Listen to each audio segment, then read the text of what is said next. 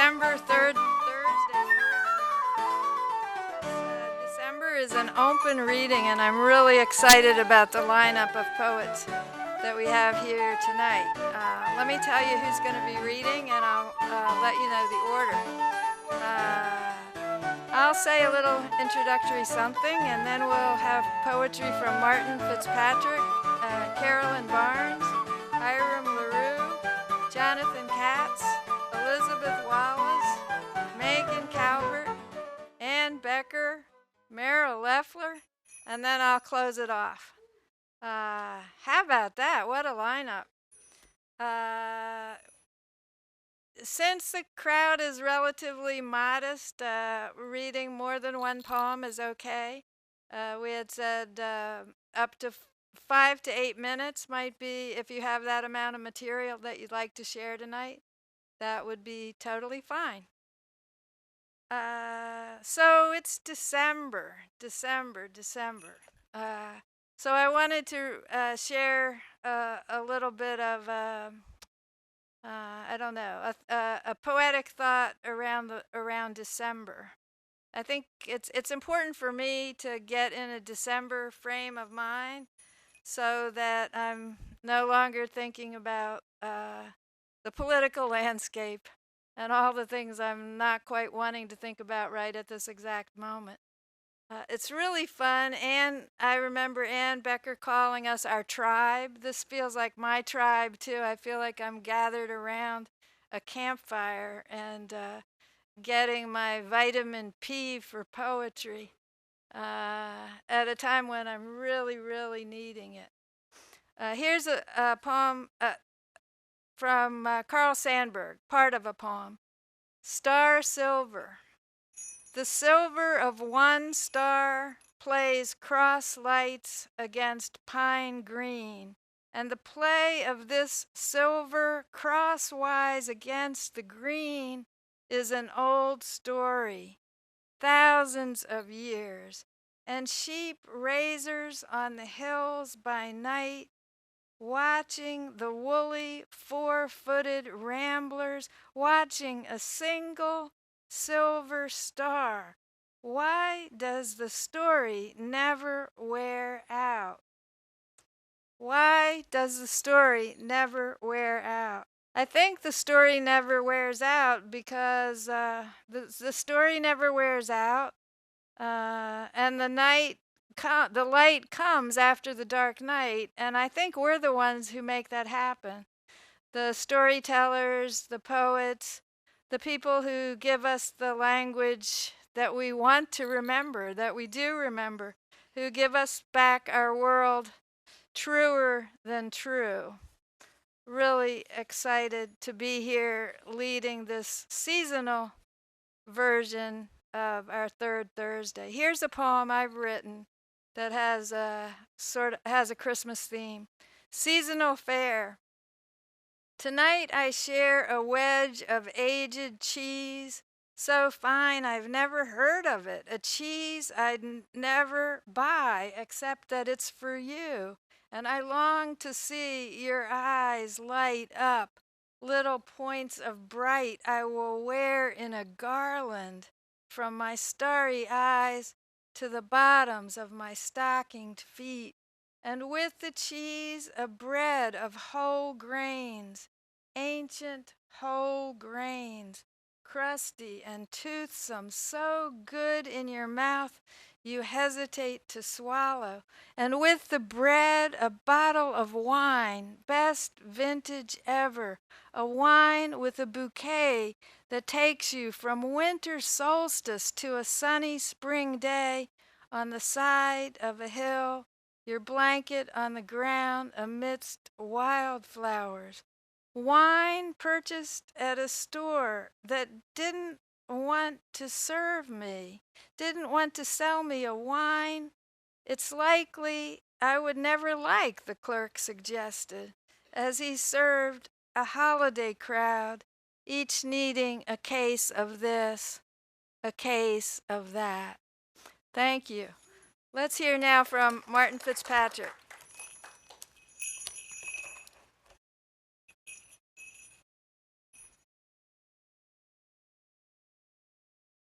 Thank you, Mary Beth. Thanks for hosting tonight.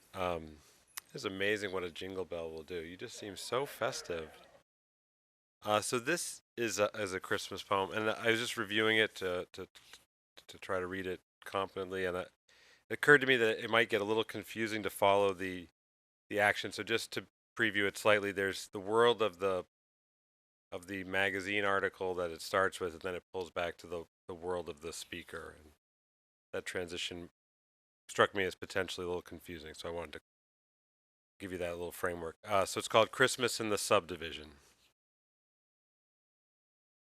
On the plane, I read a review of the opera Lady Macbeth of the Mtsensk district, now running at the Metropolitan Opera, written by Shostakovich under Stalin, whose own hostility seemingly led Pravda to denounce its fidgety, screaming, neurotic music. Drawn from Leskov's novella, the opera, in Geoffrey O'Brien's words, begins in boredom, progresses through lust and murder, and ends in exile and suicide. While Stravinsky called the work lamentably provincial, the New York Sun, moved by its lurid sex scenes, derided the work as pornophony. Shostakovich, finding a vehicle in the tale's claustrophobic, provincial Gothic atmosphere for voicing the dread suffused world of Stalin's Russia, feared thereafter for his career and even his life. This story, emblematic of the artists fated to live under Stalin's rule, is the opera's ever-present shadow or double. It is, says O'Brien, as if Stalin's ghost were perched somewhere in the balcony, still registering displeasure at each of those quacks, hoots, gasps, and pants.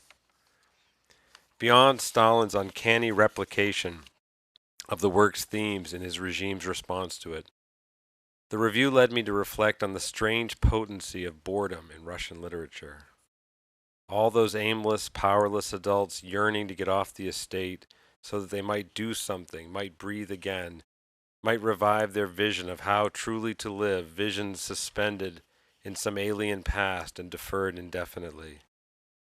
Celebrating Christmas in the rather new subdivision, walled along the side fronting onto Fortune Road, moated all around by drainage ditches. Like life itself, there is only one way in and but one way out. I began on the third day to reflect on my condition. Nothing to do, no work, no meals to cook, little need for me to care for the children, nowhere to sit and read beyond the reach of the blaring television, no ready access to a car, nowhere to go, no way to get there, nothing to do. I could walk around the subdivision again, wearing a groove in this bleak, luxurious labyrinth, working through decisions, whether, for instance, to walk the periphery of the cul-de-sac's terminal circle and return on the street's other side, or to tag the end of the sidewalk and reverse course through my own footsteps. Touring the Christmas inflatables provides a measure of distraction. Santa in macho shades straddling a bitching motorcycle, or climbing the wall of the house, looking unfortunately a bit like a housebreaker fleeing the scene, hanging from the gutter, poised to drop to the ground, roll, and flee. Rudolph in camo gear, sitting up in a blind with a shotgun, cheerily surveying the street. Santa again, grinning over his shoulder, his trousers dropping, with happy holidays festooned across his drawers. Passing aimlessly through the house, the plane ride, the opera, the reflections on Russian literature returned to me.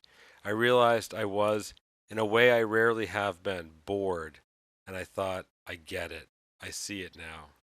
I am Uncle Vanya. I, a grown man of 44, must ask my mother-in-law for car keys to go to the store for a six-pack of beer. Thwarted in matters of action, I take refuge in over-intellectualism, parading Leskov and Shostakovich and Stravinsky through a conversation with myself, a silent dialogue I hold with mute house furnishings. I am a fourth sister. If only we could get to Moscow or New Orleans, surely it would all be different. No, not Vanya.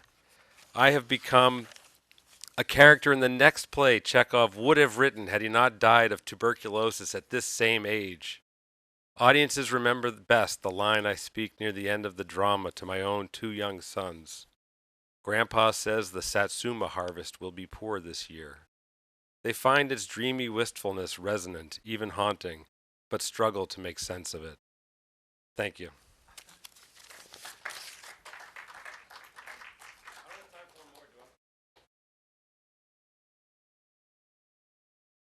Oh, nice. All right. This is called They Will Not Speak. Also topical in the sense that it's about the National Gallery of Art's East Building being closed, which just reopened. So, thus, it's been in the news lately. This is called They Will Not Speak. A quiet Monday morning, the National Gallery of Art's East Building is closed, except it's not closed. The building is open. Only its galleries are closed. Misreading the handout, I thought more was on view, but no art is here beyond the sculptures in the atrium. I thought I would perhaps be alone with the small French paintings I have long enjoyed in a little pocket off the atrium, but they too are no longer there. Nor am I alone. The atrium seems to be nearly as well peopled as all the other parts of the museum, the ones displaying works of art. The East Building's majestic, empty atrium, an international style cathedral, will always be itself no matter what works it houses, or none. But I have never seen the sculpture folded into its vastness work so well. Richard Long's Whitechapel slate circle is a revelation, and a fine small Henry Moore tucked away in an obscure corner will nicely reward the hardy souls who may discover it, as perhaps in some future scavenger hunt.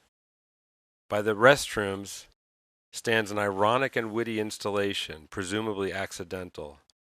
3 very handsome phone booths with bright interior lighting, executed in clean, clear lines, warm wood and cool brushed metal, smart round stools invoking automats and Edward Hopper, complete with phone books, but no phones. I sit and I watch. In the West Building, in the Wyeth exhibit focused on windows, I overheard someone asking, "So, are we talking about implicit personalizations?" The question a provocation and a sealed box to me. Tourists trickle steadily up from the lower region of the building, out of the tunnel flowing to and from the West Building with its ever-shifting light array, past the merchandise and restrooms, the empty phone booths, the locked assembly hall. Look near there for the small moor you seek. Filtering past the Whitechapel slate circle, smooth perfection, formed from jagged polished shards, like pilgrims past a dry fountain in a vast and barren abandoned temple. Slowly they fan out and through the open spaces of the building, across walkways, up and down staircases, providing a moving background to Calder's delicate, massive forms. I watch them, shades who have not been summoned, to the shallow pit, filled with wine and strewn with meal. The guards shoo them off when they dare to touch the fractured circle. It has fallen to them neither to consume nor even to taste. They will not stoop and drink. They will not speak. Thanks.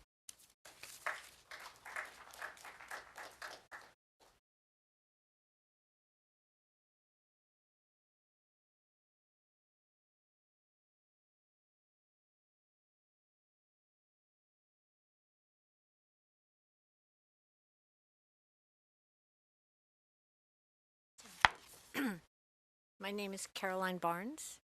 I'm reading a poem called Pardoning the Turkey. Like a priest about to bestow a blessing, the president raised his hand over the blue and crimson head of the snow-white turkey, flashed his winning smile at the cameras and said, "By the power vested in me as president of the greatest country on this planet, I hereby grant you a full pardon from the Thanksgiving dinner table." The crowd tittered. The president chuckled, then went on. "First and foremost, I pardon you for being a turkey, for fanning your tail feathers to look bigger than you are, for strutting your stuff to impress the lady turkeys, for gobbling nonsense that no one understands, for changing the colors of your wattle and your snood to suit your mood. I, the most powerful man on earth, hereby grant you, turkey, a new lease on life. After this ceremony, You will ride to beautiful Mount Vernon, where you will spend your twilight months living in fame and fortune. The crowd stood up and applauded. The man from the Turkey Federation beamed. The president and his family went back inside the White House. The turkey, whose front half had been engineered to outweigh his back half, rocked on the table to keep his balance. When a soft wind moved the branches overhead, he looked up at them with dark, almond-shaped eyes, then squatted just a little, as if his thin legs had the strength to launch him, as if his disjointed wings had the power to carry him, as if his flock was waiting there in the lowest branches for him to arrive.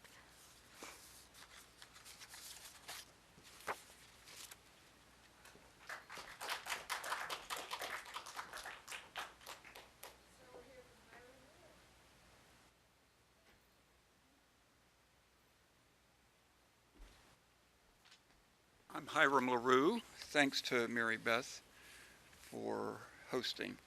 I was lucky enough a few years back to go to a writer's retreat in Central Virginia, and at one point when I was working, I came out of some woods and saw a beautiful field kind of curved in front of me. This piece is called Life with a Candle. I want to marry this field, truly and simply, with its wings curving the corners and its smoothness stunning my knees. My heart is here far around me, and it's humming and leaning even the trifling breeze. I want this field for my living, to vow to its edges that nothing comes true without greening. Nothing seems as bold as my longings except sloping. Nothing wakes on my shoulder but rustling. I hope the strangest hopes in this field ever bending. From here, I know that this much of my all is clear. Before there were hills or even eyes to up over, there was a distance beyond us, a long far away that can never come near. There was wishing. I want to carry this field in my arms, by its being and dust, to a maybe that's certain, so our future can flicker on grasses and our children will wave from the clouds. I have two wonderful sisters, but I don't have a brother. This one's titled 10 Years. What would it have been like if you had had a brother? To trust someone like a bottle of dried glue. To never use blankets. To live this life as though you could always see the ocean just beyond cornfields, or smell common sense yawning close by. Whatever you'd give to each other, you'd probably get back as pieces of pie. Maybe by leaving each other, you'd get even closer. All you really know is that you will never know the sky or square that's a brother. Instead, try to imagine his spirit as if he was real. Not the night so much, but an evening, a wheelbarrow left out in the fog, or some beautiful anger traced around the shape of a head. Try to live like not a twin exactly, but a kind of double longing. Or think of hair that gets cut too short, but starts all over again anyway. And this last piece was written several years back, and it was prompted by heading around a corner here in Takoma Park when I used to come over to get the metro. And I came upon a store that had its door open and smelled, I guess it must have been Lysol coming out of it. Who knows where that one came from, but it's called Nervous as Pencils. What's gone by for good waves, and our teeth get worn away.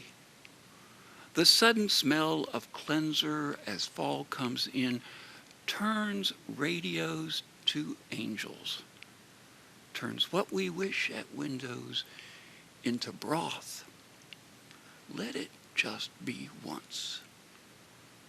Let branches lead the way.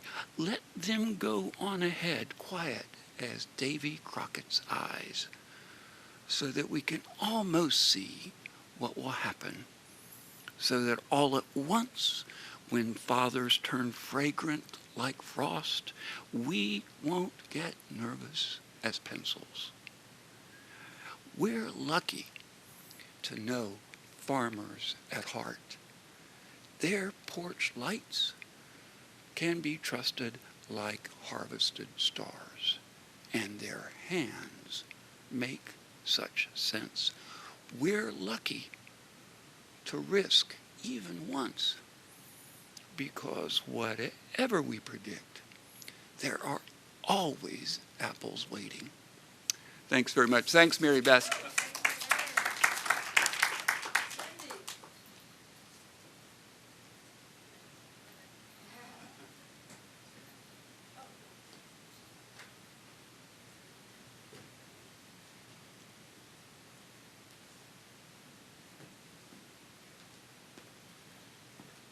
That is a tough act to follow, Hiram. Those were beautiful. My name is Cindy Lawler. I'm new to the poetry game. I did fiction some while back, went back to work. Now I'm writing some poetry. One of the things I'm trying to write about, I think of this set of poems as the Tomboy Chronicles. This is something Mary Beth and I think, share. This one is simply called The Game. I wish now I'd never said it, but I pardon the girl who did, running deep through the Grady's backyard to catch the hard spiral pass, heavy ball dunking her hands. And as the boys chased her, boys granted by some force of outrageous injustice a blossoming brawn that was leaving her girlhood a trellised vine. These boys, her friends, could take her down to the staining grass, from which just last year she could have muscled up by her own sweet will, no matter the bodies upon her. But now the game had changed. The hands that reached for her no longer hers to resist or not as she wished. And she heard herself yell as she sped, untouched, unchallenged yet. Still the neighborhood kid team captains picked first. You can't tackle me, I'm a girl. And felt the closest boy hesitate, and felt her pounding heart break at the betrayal, the breach, the lonely end zone they both had reached.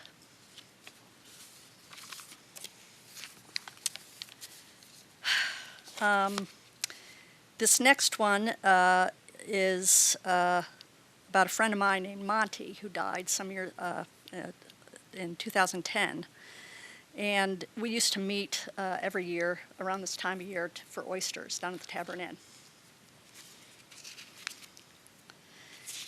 He had HIV, and when he was diagnosed, he asked me at one point if I would write about him when he was gone, and I said, I hope so. It's called Brother Oyster.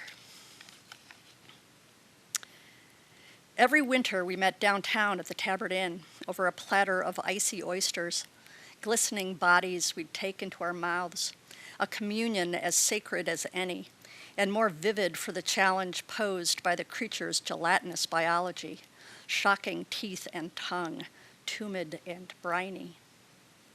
I don't know when they became something other than disgusting. Brother, you even taught me to savor the gritty liquor sluiced from empty shells. The few weeks you spent here dying, the blood, the waves of pain, the stoma like a spear wound to your gut, tasted the same way. We eat the living to live, and every now and then are lucky to do so frankly with a friend. You'd flown here to marry, your own state in legal limbo over the love now daring to herald its name, and nearly bled out on the cross-country flight. There was the license to apply for, the waiting period, the transfusions, the palliative care doctor to find.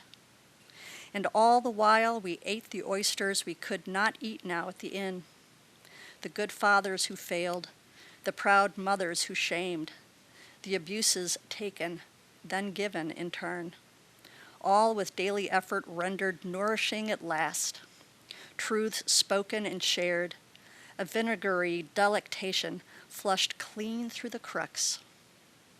We got you to your altar, then on a medical flight home with Dee. Hunky San Francisco firemen carried you up the garden stairway and laid you in your marriage bed a week. Everywhere or nowhere is what you said that time I asked where you'd be. So why not be in the oyster? Let it be the cosmic jelly, the luminiferous ether scientists once thought ferried the departed in waves eternal as yet unmeasured. Then, when the waiter lifts you through the crowd and lays you gleaming on my table, creamy bulbs of flesh cracked open to the winter light, we can talk as we always did, true and true and true again. Forgiveness and celebration, no resistance to what is life itself sliding down my aching throat. Do I have time for one more? I think I'm good. Okay. Thank you.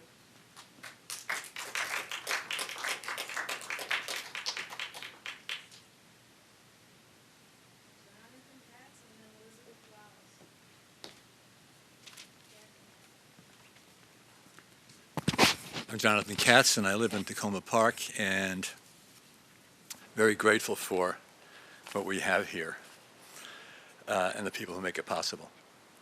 I have two poems. Not sure where they came from. Sometimes I know, where they came from, and sometimes I don't. And I know these have something to do with looking at things through a lens of arts and science. And there's still plenty of mystery left over. So this one is called A Poem About Dancing. The block rests on the tabletop, a cube of soft wood with rounded, worn corners. One piece of a child's Victorian or Edwardian set. One letter in red ink stamped on one side, the letter R. Looks like a protruding stomach supported by one straight leg and one leg advancing tentatively. On another side, the profiled head of a lady, high piled creamy brown hair in Gibson girl swirls, that breathtaking side curl caressing her ear. Around you go, and another side shows a rhinoceros. Another side offers a lily of the valley. On top, 3 stripes, parallel, painted blue, project up in slight relief from the surface. And there is an underside, also might be cut, so maybe the other blocks were carved to interlock. A streak of sunlight falls across the table, but not across the block, which sits outside it. Above, in the pond of illuminated air, dust motes float and drift. The window frames the tree's golden hour. Dust also settles, visibly and invisibly. 120 years of dust settling on the table and the block begin now. An earthquake at 6.2 on the Richter scale begins now to shake the ground so far away the wooden block does not respond. But if we had a lens and a scale fine enough, we could see the child's wooden block moved and measure the fluctuations of its weight. That was a poem about dancing. This next one is called moxibustion. It is a real word. It does not come from Moxie, the beverage in the 1920s in the South. It comes from much longer ago and further away, and that's what the poem is about. It has an opening quote, which is, "In the beginning was the Word," John 1:1. Here's a poem. Mommy and Daddy are among the first, and they are welcomed with applause and celebration as if no child ever said anything like that before. Then begin so many to arrive, so quickly and so numerous, they aren't even noticed and methodically accrue. Yet on occasion one shows up, an unexpected stranger at your threshold, or perhaps the carnival has come to town, or if you've wandered into a bodega, or pet store full of perched and pacing animal exotica, or unfamiliar accidental bandwidth on a new device. Or it can happen we tip over some old noun, a battered basket sitting there forever, off to one side on the doorstep, that reveals the coiled snake of new surprises. It's as if a suit of clothes we've seen on many people is inhabited by someone we don't recognize, but who turns out to be a kindred spirit, worthy of knowing beyond the smile, behind the eyes. However you encounter moxibustion, it denotes the burning of the Chinese mugwort, which is Artemisia argyri, near the skin, and it can be the smoky or the smoke-free variety, or in a charcoal stick-like form. Where? At acupuncture point UB67. That's right. Where's that? It's at the lower outside point just under each of the nails of your littlest toes. That's right. Why? To reposition breech births when the baby's bottom wants out first and you need a somersault inside so the head will crown instead. That's right. For up to 10 minutes, 10 days in a row. Yes, because the smoldered mugwort warmth for many thousand moons has risen from the littlest toenails of mommies in China along an invisible pathway, pipeline, a silk road of energy, turning the downside up, right side down. Here's the word used in a sentence. You have been sentenced to a lifetime contemplating moxibustion. This is the word, the world in which you live. Thanks.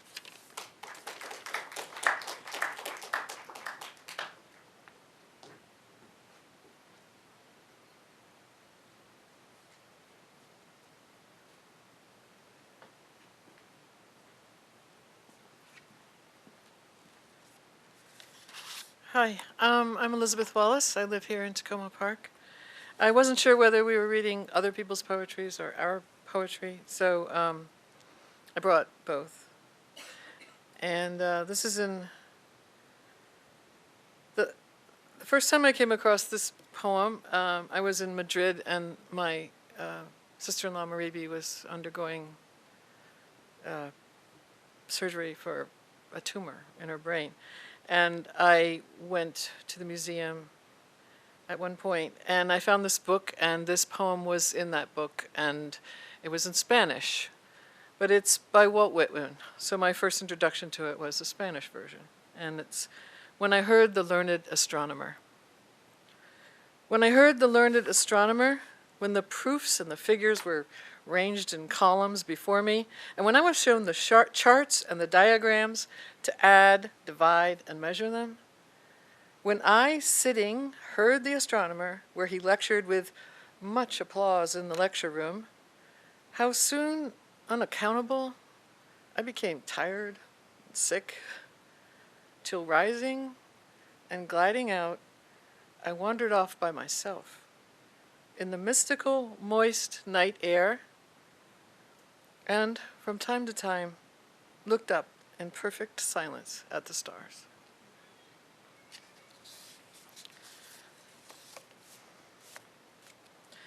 So I've been interested in astronomy a lot, and I've been working with kids and grown-ups and stuff, creating their own star lore, sky lore, and other astronomy stories. So one day I was working with, 1 week I was at a workshop in Massachusetts with Jay O'Callahan and a group of other storytellers, and we were listening and creating stories all week. And I was also reading a book called Big History. So I put together that experience and the information from that book in this poem. I acknowledge in the beginning of the poem a lot of people, all the people who were there and their stories, and so that's how this starts out. The title is "We on Raleigh Road in Marshville, Mass." You, who has a Moby in your pocket and a whole town in your heart, and you, who swirled us through a landscape of flowers and caves and then stuffed our mouths with stinkweed, and you, who turned the key after playing the keys and then teach the keys to the language of the gods, and you, who took Buzz Aldrin on an encore trip to the moon, and you, whose mother escorted you through a storm back to the trees, and you keep climbing, and you, whose courage created a fire-breathing dragon and who witnessed a miracle on public transportation, and you, who curled into a shelf so that later you might reveal heroes to your sons, while all the while you were undoubtedly one to them. And you, yes, you, who showed the powers of the invisible and of candles in the dark. And you, who tied shoelaces on Penny Lane, turned somersaults on a Blue Shag Abbey Road, and trekked across the African continent. And you, who dug a dissertation its grave and carved a chalky headstone because you saw the charity in Father Flaherty. And you, who, like the invisible hands in Beauty and the Beast, set our table with succulent nourishment. And me, who went missing from time to time. We all share something in common. The same birth date, 13.7 billion years ago. Once upon a time, some say before our birth, there was no womb, no time, no space, no thing. Some say we don't know. But then there was a moment, and an infinitesimal portion of a second later, in a hot primeval pinprick, you and you and you and you and I were all here. And we were hot. Enmeshed in the new fabric of space and time from a grandmother's sewing machine, which started inflating faster than the speed of light, and we were cooling. And we watched as all around us particles annihilated each other. In just a few minutes, when the battle was over, we, along with only 1/1000th of the matter left in the universe, were just floating. Our new placenta was plasma, sparkling embryonic fluid as large as a galaxy, hot and roiling with energy, like the voices in your home. Just like our children can't remember their invisible times when they were ageless at 2, but we can. We can't remember ourselves in our toddler seconds, but perhaps somewhere an immortal can. In those first few minutes, it was as if we were crouched in the attic, energy and matter separated from the rest of the house, but not quite. For 380,000 years, we waited upstairs and waited to hear the ghost of a song, a flash, a vibration in the cosmic background, and then our heartbeat that has no end. Om. Or was it la la la la la la la la la? Or was it shrilling from a fife? And then we were sitting in a bedroom with ballerina wallpaper that we didn't choose, so we needed to make sense of it. Why are we here? Where did we come from? Who are we? So every day we count the parts of the universe. 1 ballerina, 2 ballerina, 3 ballerina, 4 ballerina. We crosshatch the tutus and the toile skirts and insert them into Excel spreadsheets and discover the ledger does not balance.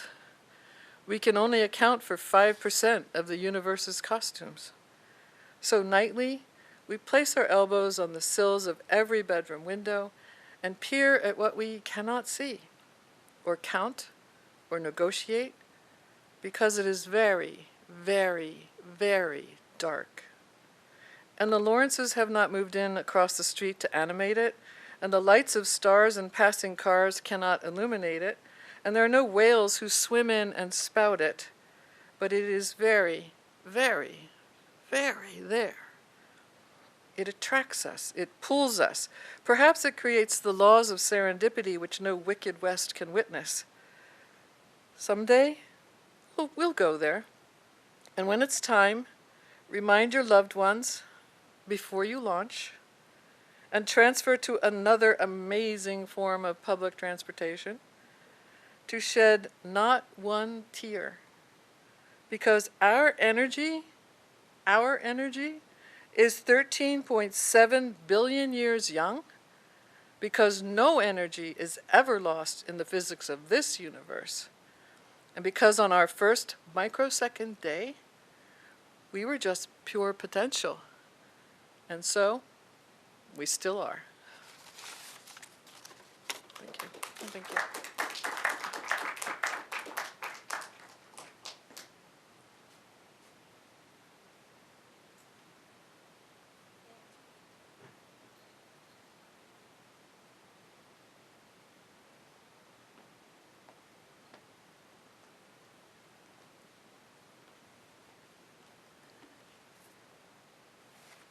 She brings a bottle of water. She's serious here. I want to thank the city of Takoma Park for being such a great supporter of the arts and of poetry. And when I say the city, I don't mean just the government of Takoma Park, the people with the building and the money and those kinds of things, but really the citizens. It's the citizens who really support the arts, and so the people I see in this room, most of them live in Takoma Park, and if they don't, they spend time here.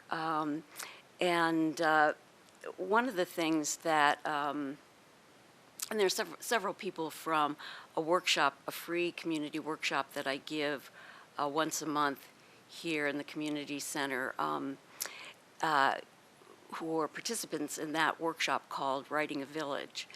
And for me, the various activities that I'm able to share and experience here in Takoma Park that have to do with poetry is just such a big part of my life. So I want to thank you all and thank all the people of the building and the government and the shops and the services of Takoma Park. And when I thought about what I would read tonight, I'm still glowing from Patti Smith's performance of A Hard Rain's Gonna Fall for the Nobel Prize ceremony. Bob Dylan didn't come, and she sang his song, and she did it so perfectly. It took me back to when that song and others that Bob Dylan wrote were pretty new. Bob Dylan was one of my first muses when I started writing poetry in high school. The other one was T.S. Eliot.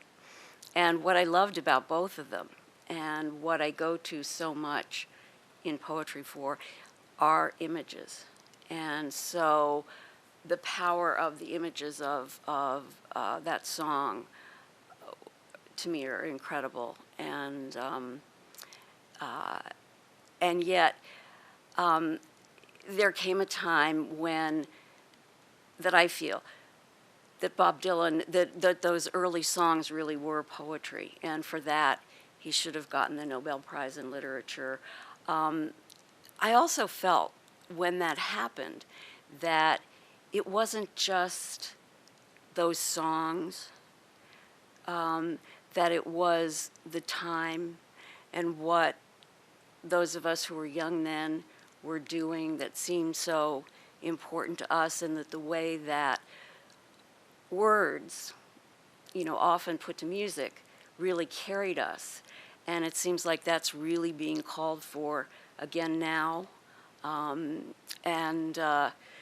So I decided I would read. This is a fairly long poem. I beg your indulgence. But a lot of parts I read real fast. And it begins with an epigraph from Gerald Stern's poem, The Same Moon Above Us. And the he in this that Gerald Stern is talking about was the poet, the Roman poet Ovid, who had been the darling of the court and then was sent into exile in Romania, which to him was just, this was the land of the barbarians. The men wore pants. And then, when he was no longer sort of in the center of where everything happened in the world then, in Rome, he also found he couldn't write. And so the she in the epigraph is his muse. As if he were holding the Black Sea in his hands, as if, after giving him all that power, she now could give him pity and consolation. Lament for Bob Dylan. Lament for Hibbing, for Duluth. Lament for Marquette, for Munising, for the Sioux. Let me lament the raw earth, its skin scraped off. Lament for the grass pulled up by the roots. Lament for the pure child, the pure dirt. Let me lament the sheer rain of words, each pure note harnessed to the right word. Let me lament, let me lament, let me lament for the electrician's son with the sizzling hair, song searing the mouth, cracking the lips, lament caught in the throat. Let me lament the swirl of ash on the tongue, the charred word. Let me lament the eagle's beak, rotted with poison, lament blowing through the nose, wind in a ruin, blistered tear, smooth cheek. Let me lament the downy hair on the young neck, the suspicious eyes, the walking debt. Let me lament the dumb repetition of hunger, faithful generations of want. Lament for the lockbox of luck. Lament for the rain, both inside and out.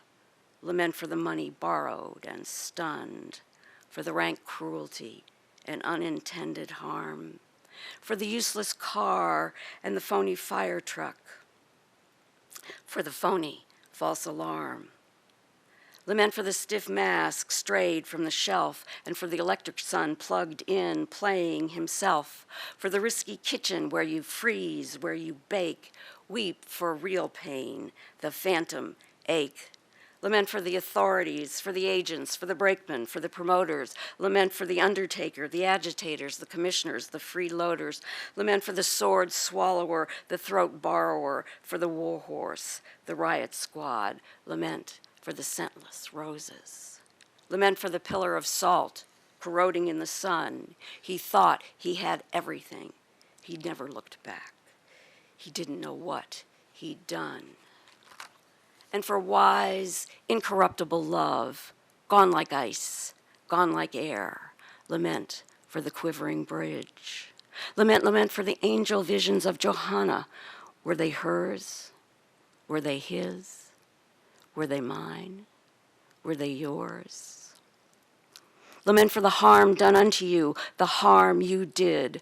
Lament for the love done wrong, time mislaid, scratched face at the window, rain tracks on the pane. Wolf moans at the blue door, jowl sagging, smoldering eye, his one song, his sole idea of order. And woes sing the holy free, released from the strings of the body. Let me lament the busted windows of the sea and for the ship stalled at the shore, deranged harpoon, imposter cabin boy, manic crew. Lament for the engine, lament for the sail, for the bowline, for the mast. Lament for the whale. And the delusional captain adrift in the dunes, his fevered pockets, his drunken shoe. Fire thirsts, unquenchable, guzzling the parched air. Tomorrow's long past. The hours rust. And the little boy lost in the blinding snow, bitter cold, smoking eyelids, fire, the fire full of holes. Lament for the North Country, jumping off place, end of the world, minds closed, the borderlines blurred. For the bootless weatherman and the aimless wind, and for the ghost of electricity, whistling its scorched hymn. Lament, lament for the ground, insects that play there, delicate snake in the weeds, the purposeful ants, lizards, turtles, everything that breathes. Lament for the National Guard, guarding the wrong door, for the bored slave, the homesick sailors, half-lit ladies, escape artist, crumbled fortress, cold joker, traitor, kiss. Let me lament the strangled voice cut off of the vine, lament for the words that have shriveled and died. Lament for the homeless, the ruthless, the witless, the clueless, the deathless, the reckless, the eyeless, the foolish. Let me lament the pale night, the black daytime. Lament for the feckless nickel, the friendless dime. Let me note the little red hen's lament, and the evil stepsister's lament, and the great ape and the little elves dancing their lament. Lament, lament for this old man, his house full of knickknacks, his single thumb, his dog Bingo, his nameless, furious wife. Lament, lament for the mutilated mice, the triumphant cheese, lonesome cornbread, juicy frog, the innocent knife. Let me lament, let me lament, let me lament for the hoodlum persuaders of song, scattered dust, desolate carnival boys, their wild high-wire rhymes, their sisters' speechless science. Lament, lament for the low ringing of the law. Lament for the tambourine giant, the silver saxophones and the flutes. Lament for Jack of Diamonds, for Gypsy Davy, for Mr. Jones, don't know what's happening to you, for the cocky plunks, the plucky scoundrels, the scorned lovers, the jealous monks. Lament for the city of truth, spoken in song. Pity, the shadow of the laughter of youth, burned, gone, their God knocked down, the icon broken, rattle bag of bones in a polka dot rag, already the prophets mourn. The robin falls mute, and the dove, and the raven black fire flailing her unfeathered wings, their illegible scrawl. Soft white underbelly of the brain, tick of the heart hung in its sack, roiling, swollen, the golden bead of sweat. And the windowsill, and the tattered ceiling, and the cowboy angel inside his cloud horse twirling his lariat candle, and the renegade physicist fiddler fiddling in anger, naked emperor at the edge, howling for his lost dominion, his soldier clowns stuck in their coffin phone booth. And his junkyard bed, its skeleton mattress, his black tooth. And Maggie's farm, what she grew there, her lunatic ma, her raging pa, her cerebral servant, her well-scrubbed floor. And Rita and Annie and Mona and Louise, all the saints in the penitentiary. Let me lament for the 18, for the 20, for the 50 years wait. Lament for the price you paid, what you had to say, what you were offered, what you didn't get straight. Let me lament every note. And let me note every lament. Let me lament the choked wind and the dry rain, the shattered hand and the wall, a shell, a shard, salt, sand, unmanned man, the endless highway's end, lion's breath, silent footsteps, abandoned name. Let me lament, let me lament, let me lament, let me lament, let me lament, let me lament. Ah, mama, can it really? The golden bead of sweat. Let me lament, let me lament, let me lament.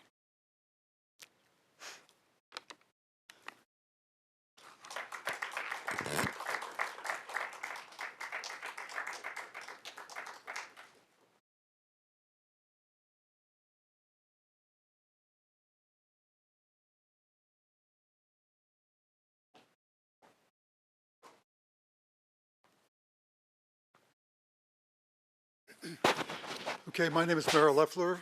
I live in Takoma Park also. I think we're all making our affiliations here. These are a few shorter poems. So this is just called, let's see which one I'll do. This is called Birch Stand in Craftsbury Common. This is northern Vermont. So it's a setting not in Takoma Park, so that's why I had to say I live in Takoma Park, but a little affiliation with Northeast Kingdom of Vermont. Late afternoon, winds are up now, agitation, stately Tuscans, beyond sway slightly, stalwart, mute sentries. Not so. Birches in foreground, one long trunk leaning left, perhaps 30 degrees from vertical, and going down, down, down, its capillaries like seismographs of its coming end time. Small branches flutter in gusts, leaves wavering. From this view, a serenity. From this view. A hummer sails in. The long proboscis sips sugar water, then off to the potted geraniums, peonies, next back to its lair, then the return route. Trope alert, as though this was a milk route. The wounded trunk bends toward the earth. The unrepentant Jew in me sees a slow rocking in penitential prayer. The father in me hears the rocking grief of a child gone lost. The poet in me, stop this make-believe. The mind is wanting what? Perhaps to be stalwart with the Tuscans, with the birch listening in on its end, or the solid stone wall unremarked, solid having stood implacable against who can count how many storms. Come lay down upon me, the poem might be trying to say. Be stone, be birch, be here, be. And this is called just a morning lyric. A poem if it could stretch its arms and shout, what a morning, And again, because it could not contain itself, what a morning. A wide carpet of light lighting up the lawn, the pasture alive with buttercups and buzzing, the orangey lilies trumpeting beauty, beauty, beauty, their pistils swollen, ripened. Come now, calm yourself. And the catalpa leaves like great paws waving in the breeze outside this window. It's all mine here in this poem, these moments separate, apart from, and part of the day's disturbances outside this poem. Suicides, one every 15 minutes, a man gagging to death, crows feeding on carrion, or whatever will fill their maw. A listing would fill page after page after page, everywhere you turn. Coming, going, birth, death, such fulsomeness. Speak despair, yes. Speak celebration, yes. And in a very different tone,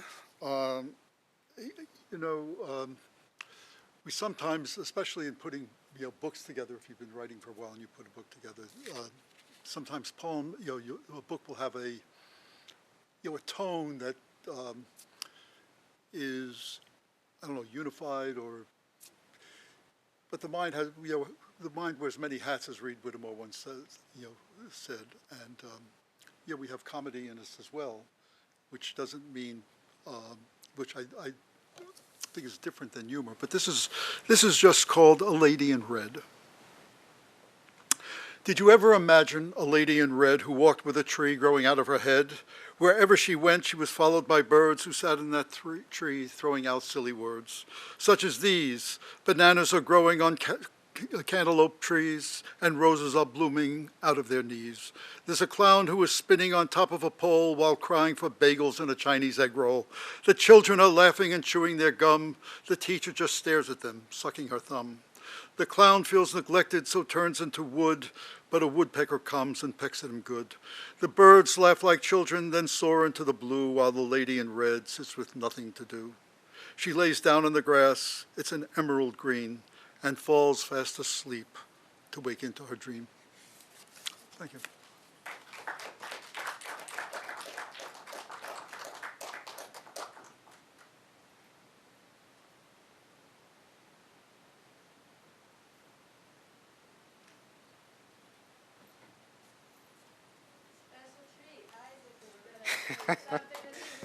Yeah, yeah. I was enjoying it so much. I thought I'll join in as well. This is a poem I wrote a while back. I guess 2008. And I don't think I ever titled it, but here it goes. We're living blind. Pray to the Lord to guide us every day. I'm hearing whispers getting close. Should I run or should I stay? Waiting patiently to shine before I take my last breath. Only wish that all my miseries could be burned before my death. Though life is hard, only smile because of the joys from within. Could this really be my end or just a chance to begin? Sometimes it's hard being a child in a grown man's world. Plus I'm black, so it's a fact that I'm never really heard. Every day when I wake, look above at the sky and count each and all my blessings. That's the reason to smile. Growing up, I never knew I had a dad until 11, but always knew I had a father up in heaven. The world of sin is much for me to bear. You can tell by my journeys from every inch of my hair. Live not for money and fame, but for the truth. That's the last piece of mind that I leave to the youth.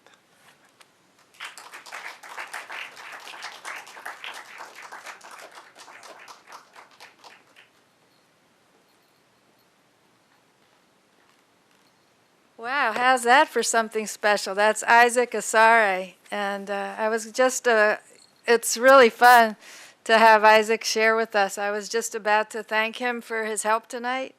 And also Marilyn Sklar, who is responsible for our Christmas cheer afterwards. I hope you'll join us for Christmas cookies.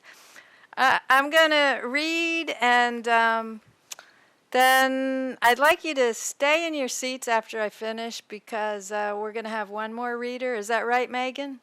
Yeah, okay, great. So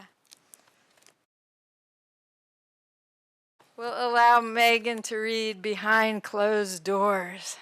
The eye of the camera, no longer with us. Okay. I seem to have flipped my papers upside down. Ah! And I is going to be so fast. Okay, this is a poem.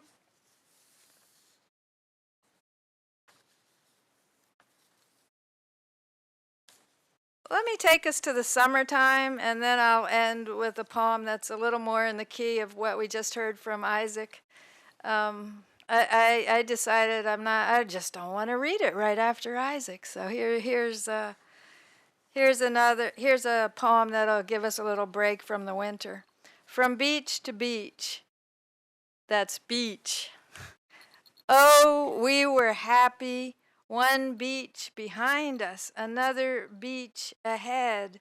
We sat in the back seat, had our own driver, a respite from bus after bus, a rental car whose doors wouldn't lock, one with a window that slipped open when the car met a bump. Happy we were, rested, tanned, well fed, the air inside so very cool. Our driver could have been a bodyguard, his freshly pressed shirt tight across his thick chest. Our car a golden chariot, nothing like it, undented, all one color, quiet even as it hugged the road. We sat in the back seat, talked of the beach ahead as it hugged one more bend. This poem is a seasonal poem, but it's a season that I wish I didn't have to write about. Anne said, I'm grateful that Anne reminded us of the importance of images. I've been trying to wrap my mind around recent current events, and many images have been tried and failed. I thought of Hope, that thing with feathers, only right at this moment it seems like the feathers are all matted, and we need some grooming beyond which I seem to know how to do. Anyway, another poem that comes out of that mood. This is brand new. Numbers. Here we are at the fun house. Fat and short become tall and thin. We share a laugh. When we get home, we may consult the scale upstairs in the bathroom. Take note of the number and track changes. Then what? Do we talk back to the scale? That's your opinion. Can you possibly know that all these other numbers, an infinite amount of numbers, tremendous numbers, beautiful numbers, that all those other numbers couldn't be my true weight?